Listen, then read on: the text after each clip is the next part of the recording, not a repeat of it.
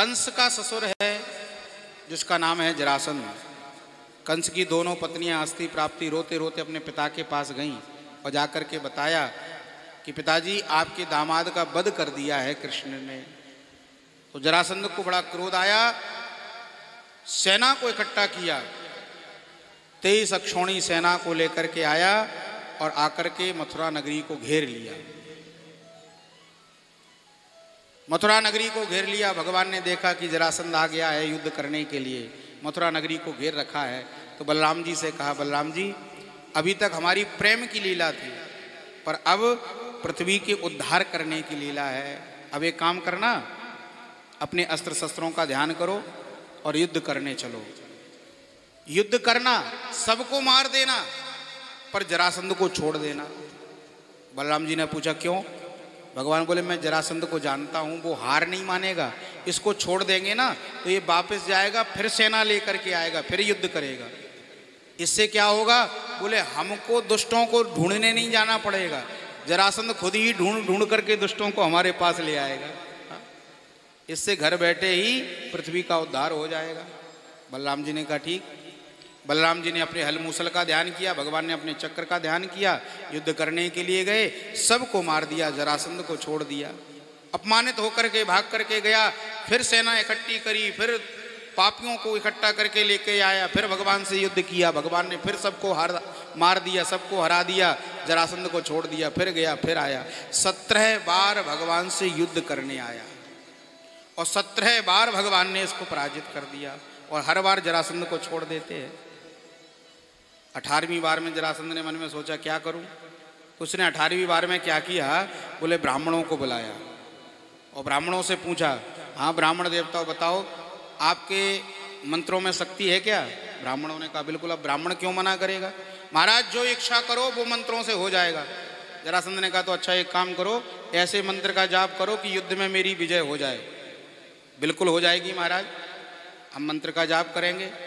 जरासंध ने कहा अगर युद्ध में विजय हो गई तो इतना धन दे दूंगा, इतना धन दे दूंगा कि जिंदगी में कभी किसी के यहाँ पूजा पाठ नहीं करनी पड़ेगी। ब्राह्मण बड़े प्रसन्न हो गए, चलो अच्छा यजमान मिला है, एक ही बार में अब मांगना नहीं पड़ेगा। ठीक है महाराज मंजूर है। पर जरासंध बोला दूसरी शर्त सुन लो। बोले क्या? अगर युद्ध में हार गया तो तुम सारे ब्राह्मणों को सूली पर टांग दूंगा। अब बेचारे ब्राह्मणों का चेहरा उतर गया, भगवान से युद्ध करने जा रहा है, भगवान तो हारेंगे नहीं, 17 बार इसको हरा दिया है तो भगवान क्यों हारने वाले। अब बेचारे ब्राह्मण भगवान से प्रार्थना करें, हे भगवान आप इसको हरा मत देना, क्योंकि आपका तो कुछ नहीं बिगड़ेगा पर हमारे तो प्राण चले जाएंगे। तो बेचारे ब्राह्मण जब पर बैठ गए, भगवान से प्रार्थना करते हैं प्रभु हरा मत देना, हरा मत देना। युद्ध करने के लिए जब गया तो भगवान ने बलराम जी से कहा, काल यवन को लेकर के गया संग में। भगवान ने बलराम जी से कहा, बलराम जी क्या करें, युद्ध में तो हरा सकते हैं, 17 बार हराया तो 18वीं बार कौन सी मुश्किल है, पर अगर इसको हरा दिया तो ये ब्राह्मणों को मार डालेगा, तो क्या करें। और देखो भैया, विप्र धैनु सुर संत हित लीन मनोज अवतार, ब्राह्मणों का, संतों का, देवताओं का, गाय का, इन सबकी रक्षा करने के लिए तो अवतार होता है हमारा। तो इसको हराएंगे तो ये ब्राह्मणों को मारेगा, तो क्या करना चाहिए? बलराम जी ने कहा जो तुम्हें अच्छा लगे। भगवान बोले एक काम करते हैं, अपन रण को छोड़ के भग जाते हैं, लड़ते ही नहीं है इस बार। हाँ ठीक है। तो भगवान रण को छोड़ करके भागे, पीछे पीछे काल यवन भागा, जरासंध भागा। एक गुफा में भगवान छुप गए, मुचकुंद जी की गुफा थी। मुचकुंद जी सो रहे थे, भगवान ने अपना पीताम्बर डाल दिया। काल यवन ने सोचा यही कृष्ण है, ठोकर मारी, उनकी निद्रा टूटी, उनकी क्रोधाग्नि में जलकर के काल यवन भस्म हो गया। जरासंध ने कृष्ण को पर्वत पर बहुत ढूंढा पर नहीं मिले, तो आग लगा दी पर्वत में। मन में सोचा कहीं छुपा होगा, जल करके मर जाएगा। पर भगवान ने वहां से छलांग लगाई, सीधे समुद्र के किनारे आकर के भगवान गिरे। समुद्र देवता से कहा, समुद्र देवता बीच में से भूमि उत्पन्न करो। समुद्र देवता ने बीच में से भूमि उत्पन्न करी।